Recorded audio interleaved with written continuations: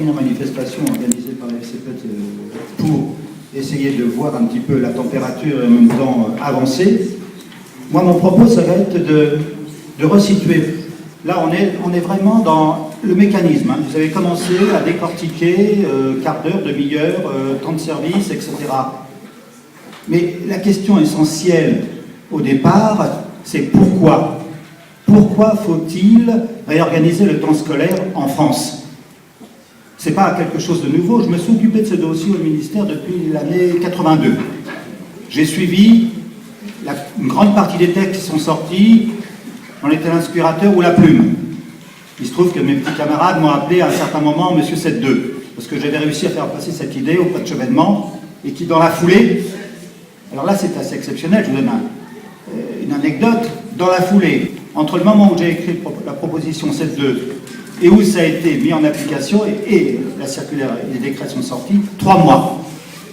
Imaginez, aujourd'hui, je veux dire, l'évolution de la société est telle, les forces contradictoires et les corporatismes sont tellement présents, par rapport à ça, c'eût été impossible, avec des légitimités. La société a évolué, elle est devenue de plus en plus frileuse pour X raisons, et chacun des acteurs qui participent à cet aménagement du temps scolaire a des raisons légitimes par rapport à ses conditions de travail, mais en même temps, il faut resituer ça par rapport, j'ai bien dit, par rapport à la situation actuelle de l'école en France. Ça veut dire quoi? Ça veut dire que dans tous les classements européens, sans exception, PISA, 2009, hein, celui qui a été reconnu par tous les syndicats et qui s'en sont emparés. PISA, c'est évaluer en fin de scolarité, donc vers l'âge de 15 ans, le niveau de compréhension d'écrit en sciences et en mathématiques. Donc on est en dessous de la moyenne, largement. Mais depuis 2000, on descend régulièrement. En 10 ans, je vais vous dire, je vais vous donner des éléments. C'est sur 34 pays, hein, c'est l'OCDE. On est passé de 12e à 18e sur la compréhension de l'écrit. En mathématiques, nous sommes descendus de 14 points, 13e à la 16e place, et en sciences, on stagne à la 21e place. Et aussi, un autre élément, ça que je voudrais vous faire toucher du doigt, on est le pays en Europe où il y a le plus d'inégalités éducatives. J'ai bien dit le plus d'inégalités. Nous sommes 23e sur 24e. Et puis encore, pour en rajouter un petit coup, une petite couche récemment, vous avez une enquête internationale, PIRLS, qui mesure l'apprentissage de la lecture. Nous sommes, alors PIRLS 2011, hein, PIRLS, voilà tous les 5 ans ça se produit, maîtrise de la lecture à la fin du CM1. 45 pays. Nous sommes en dessous de la moyenne européenne, avec un score de 520 points, et la moyenne européenne c'est de 154. Donc vous voyez, nous sommes dans une situation où on ne peut pas reculer. Et ça, depuis 10 ans, les résultats ne cessent de décroître, de baisser. Quels sont les outils à notre disposition? On a un qui existe, c'est l'aménagement du temps scolaire. C'est un levier. C'est un levier. Et pourquoi? Parce que là aussi, nous avons une situation totalement unique en Europe. Je ne vous rappelle pas que nous avons le nombre de jours le plus court d'Europe. Je ne vous rappelle pas que le nombre d'heures d'enseignement, par exemple pour les 7-8 ans, c'est le plus important. Je ne vous rappelle pas que nous avons les vacances les plus longues. Je ne vous rappelle pas que nous sommes uniques. Nous sommes uniques au monde sur la semaine de 4 jours. Donc c'est un levier. C'est un levier pour faire bouger par rapport à ce que vous avez dit.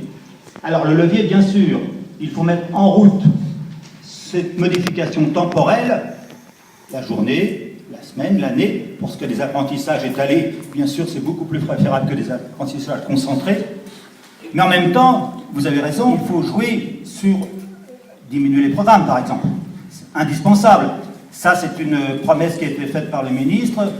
Normalement, à la rentrée 2013, il aura enclenché la diminution des programmes. Et deuxièmement, mais il faut changer aussi les pédagogies, les pratiques pédagogiques. Il se trouve que j'ai été instituteur. Donc, on ne peut pas me reprocher de ne pas connaître la base. Il se trouve que j'ai été PEGC. Il se trouve que j'ai été certifié. Donc, à travers ça, c'est une pratique. Ce n'est pas uniquement, je dirais, un message d'un technocrate qui est passé comme ça et qui a fait des études. Donc, je peux pratiquer, j'ai pratiqué et je peux vous donner mon témoignage. Donc, je peux pratiquer, j'ai pratiqué et je peux vous donner mon témoignage. Alors, par rapport à ça, pourquoi est-ce que je vous dis que c'est un levier? Parce que ça a existé. Parce qu'entre 84 et 98, l'aménagement du temps scolaire a existé réellement. Vous aviez 5400 contrats en 96. Vous aviez à peu près 2 millions d'élèves qui étaient en aménagement. Il y a eu un certain nombre d'évaluations. Évaluations par le CNRS, par les universités, par le ministère. Et toutes ont démontré les bienfaits de cet aménagement. Alors les bienfaits sur quoi? D'abord les bienfaits sur le plaisir d'aller à l'école. Ça, tout le monde l'a enregistré, les parents, les scientifiques, les enseignants. Et puis aussi les conséquences de cet aménagement, mais il faudra dire ce que c'est qu'un aménagement réussi aussi. Hein. Donc c'est les relations entre les individus, entre les élèves eux-mêmes, entre les élèves et les enseignants.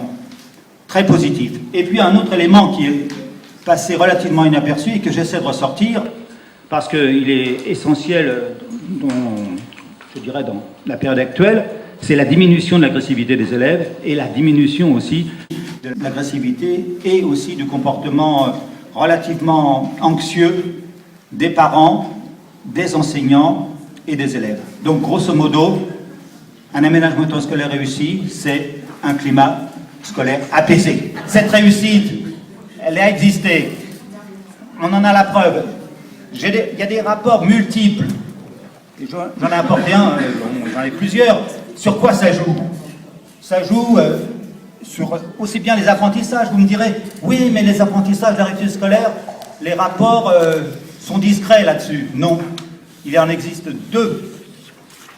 Un fait par le ministère de la Jeunesse et des Sports à l'époque de Dru, ce qu'on a appelé la Grande Opération César, et l'autre par le ministère de l'Éducation nationale, la DEP de l'époque, qui a mesuré les effets d'un aménagement scolaire sur la réussite scolaire, avec des tests spécifiques.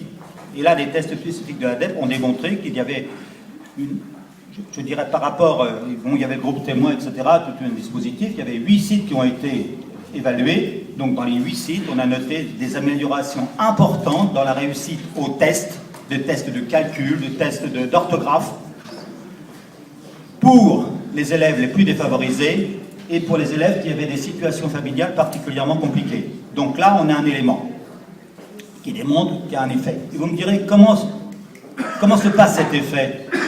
Cet effet, il est relativement simple à comprendre et c'est là un des points d'ancrage essentiels de l'aménagement du temps scolaire à la française. C'est-à-dire, c'est l'interaction entre le scolaire et l'éducatif. J'ai bien dit, l'interaction entre le scolaire et l'éducatif. Le phénomène de transfert en psychologie des apprentissages est relativement simple. C'est ce que vous apprenez quelque part dans une discipline ou dans une activité sportive, eh bien, se retrouve dans d'autres apprentissages.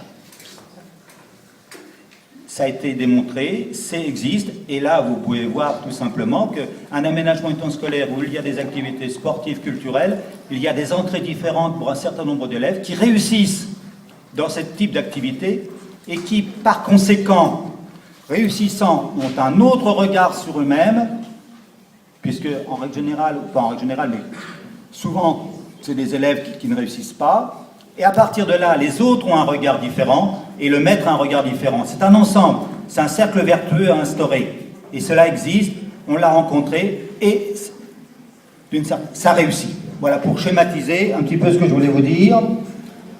L'ensemble de cette réflexion, de cette problématique, il faut qu'elle soit constamment dans vos têtes. Cette interaction, animation éducative, enseignement scolaire, c'est un des axes essentiels, j'ai bien dit essentiels, à la réussite de l'aménagement. Sinon, qu'est-ce qui va se passer? On aura un mercredi de plus, on aura une aide pédagogique complémentaire, et puis qu'est-ce qu'on aura de plus? On n'aura pas avancé d'un chouïa. Dans le projet d'école, à cette époque-là, il y avait l'activité éducative et l'activité scolaire dans le même projet. D'accord. Et c'est le conseil d'école qui faisait le projet d'école. Dans le cas précis, avec, et c'est quelque chose d'intéressant, c'est le moins qu'on puisse dire, un coordonnateur au niveau de chaque école, entre l'activité éducative et l'activité scolaire. Ça pouvait être un instituteur ou un animateur, en fonction de ses compétences, en fonction de sa reconnaissance, pour toutes les écoles. Le tout était centralisé par un comité de pilotage qui était conduit conjointement par le maire de la commune et l'IEN. On n'a pas encore parlé de l'IEN. L'IEN est un élément important dans la rénovation du système éducatif et notamment dans l'aménagement du temps scolaire à l'école primaire. Personne n'en a parlé. Donc vous voyez là, on a sauté quelques cases alors que c'est un élément essentiel. Et puis, qu'est-ce que c'est qu'un aménagement du temps scolaire réussi? C'est quand cette fertilisation croisée fonctionne. Et je vous donne un exemple. Par exemple, dans les évaluations, nous nous sommes aperçus que dans les cas où de réussite, on voyait qu'un certain nombre d'animateurs, et pas un petit nombre, vouloir devenir professeurs des écoles. Et on a aperçu aussi que des animateurs, plutôt des enseignants, professeurs des écoles, demandaient à approfondir des activités sportives, culturelles, musique, artistiques, et que la municipalité mettait à leur disposition une formation au niveau du conservatoire gratuite. Là, c'est vraiment une évaluation positive quand la fertilisation croisée a bien fonctionné. Je vais vous couper. Tout est intéressant. On ne va pas épuiser ce matin les débats et la vivacité des débats et leur richesse en témoigne. Je retiens le mot innovation. Je retiens aussi le mot courage, le mot de gouvernance forte. Je retiens aussi le mot de climat serein. Donc voilà, c'était pour terminer en disant qu'il reste plein de choses à faire et que on se donne rendez-vous dans les semaines et dans les mois qui viennent pour élaborer ensemble, parce que je crois qu'en gros, le message c'est que il y a des représentations catégorielles, il y a des intérêts catégoriels, mais que au-delà des coups de gueule, des coups de colère, je crois qu'on a tous envie de faire avancer les choses en remettant l'enfant au centre.